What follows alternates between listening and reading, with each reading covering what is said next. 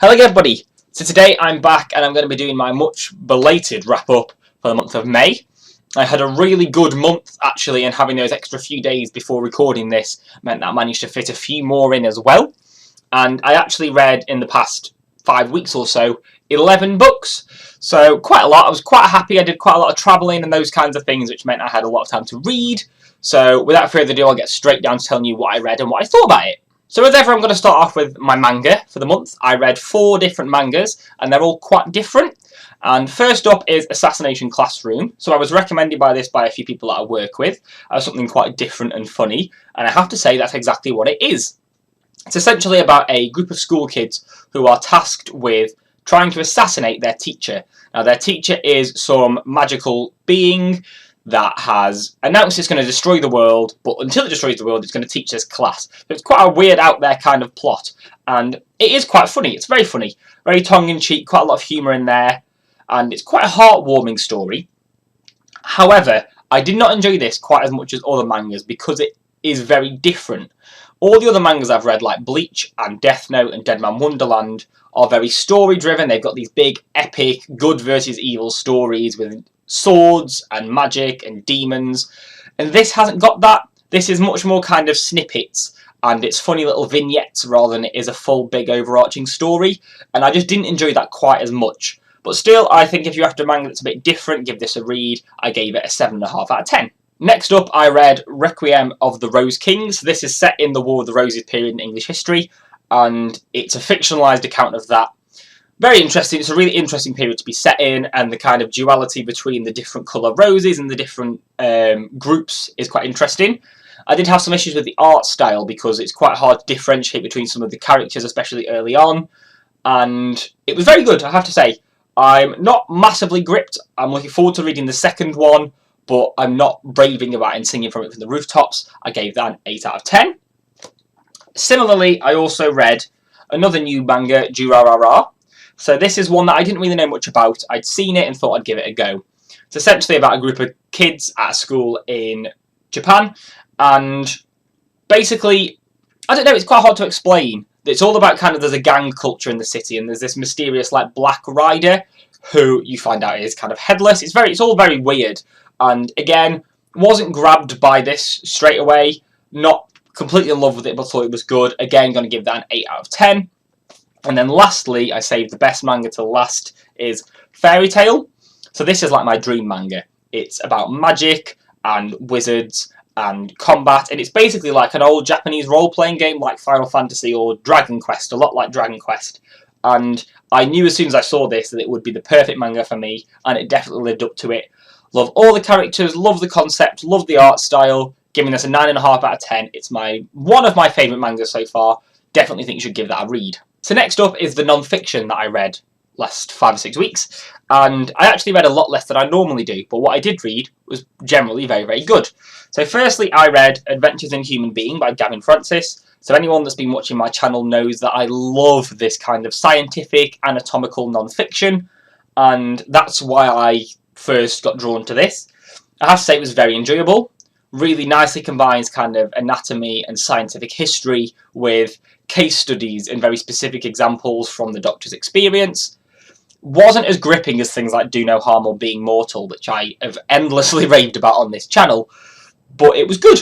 I'd say it was very good. If you enjoyed those, give this a read. It's just not quite at the same level. I gave this an 8.5 out of 10. The other non-fiction I read was Flash Boys. So this is a story of high-frequency trading in the New York stock market. Very, very interesting. It's not a topic I knew much about, but I've always had kind of an interest in. But what the guy, Michael Lewis, does really well is makes quite a lot of quite complex trading ideas really, really simple and accessible and understandable enough that you can just kind of breeze over it, and it really makes sense. Everything he's saying in here makes sense. It's really readable. It reminds me of John Ronson in that it's really narrative and really well put together. I think it's a great non-fiction book. It's a really good insight into a new topic, and I think that anybody that hasn't read that but has a kind of interest in this kind of smart non-fiction should give this a go. I gave it 8.5 out of 10. So a book that I kind of picked up on a whim this month is The Goddess of Buttercups and Daisies by Martin Miller. So this is kind of a Terry Pratchett style fantasy book set in ancient Greece, and it follows Aristophanes, a playwright who's entering a play into a competition. There's also Athens and Sparta peace treaty going on, and kind of the gods are trying to manipulate everything. So it's all about how the Greek gods are interfering with the human world and how it's affecting things, and it's really interesting, quite tongue-in-cheek. The word phallus is used in here so many times in such funny contexts, and it's just really different. It's quite a breath of fresh air of fantasy literature, and if you like Terry Pratchett, that kind of thing, Tom Holt, you'll probably quite like this. I think give it a read. It's an 8 out of 10 for me. Another book I read, again on a whim, is the new Dave Eggers. Your Fathers, Where Are They? And The Prophets Who Live Forever. Not the snappiest of titles, but quite an interesting book. An astronaut wakes up in an abandoned military base, doesn't know how he's got there. But what's really interesting is that it's all told in conversation, and the main character, Thomas, essentially kidnaps 5 or 6 people from his life and his past, and through this you get to understand his life and why he's doing what he's doing, and it's actually just really clever. It's quite an experimental kind of book, I think, but it really pays off. I've always enjoyed what Dave Eggers does, and even though this wasn't quite as good as The Circle, which I've raved about a lot, I still really enjoyed this, and I think it's quite a nice, different book to read. I gave this an 8 out of 10. So the last 2 books I've saved are the worst and best of the month. The worst is The Peripheral by William Gibson. So when I was talking about this, I was raving about it in my to be read for May.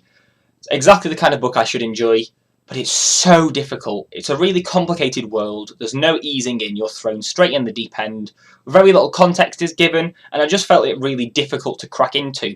And I wasn't enjoying it enough after 100 pages to stick with it and bother putting the effort in to find out what's going on.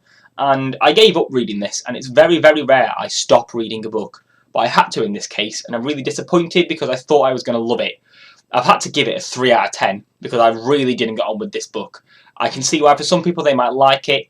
It was just too intense, too heavy sci-fi, and just too disorientating and not really, not easy, that's the wrong word. It's just not really, there's not enough context. There's not enough to keep you in before you unravel everything that's going on. And I really, really didn't enjoy this at all. 3 out of 10. The last book is the best book I've read this month and the best book I've read in a long time. All the Light We Cannot See by Mantenido. So this was the Pulitzer Prize winner, and we were reading it for our book club. It's not the kind of thing I normally read. I don't like World War II fiction. It just doesn't appeal to me. I am so glad I read this. Its characters are wonderfully formed. The writing is beautiful. One of the main benefits of this is that it's basically about a young blind girl in France and a German boy just before and during the Second World War. And because the female protagonist is blind, the author really, really has to work extra hard on the description and this kind of sensory element of feeling things. And it's incredible. The description here is some of the best I've ever read. And you can literally close your eyes and picture everything he's describing. And it's just absolutely brilliant. You should read it. It's a great story, great characters, wonderfully written. It's one of the best books I've ever read. It's so close to getting a 10 out of 10 from me. But I just feel like it just misses out because it isn't quite as good as Being Mortal, which is the other 10 out of 10 I've given. So I'm going to give this a 9.9 out of 10. It's one of my favourite fictions I've ever read, and I think everybody should give this a read. Even if you don't think you're going to like it. You probably will, because I didn't think I would, and I've fallen in love with it. So there we have it, a really, really interesting month of reading. Some really amazing stuff, some really dire stuff that I just couldn't get on with. But overall, I really enjoyed reading in this past 5-6 weeks. I really feel like I've expanded the stuff I'd read a little bit more, and I just had a really thoroughly good time reading in the past 5 weeks or so. I'm hoping that'll carry on in the next month, and I'll be back within the next couple of days with my to be read for June. Even though it'll probably be a shorter one because we're already quite a way in. Whoops. Other than that, if you've enjoyed this, please leave a like and subscribe if you haven't already, and please comment if you've read any of them. And I'm going to leave it with a message just to say, please read All the Light We Cannot See, because you're going to love it. It's a book I absolutely adore, and I just think everybody should read it. I will see you in a couple of days with my to be read for June.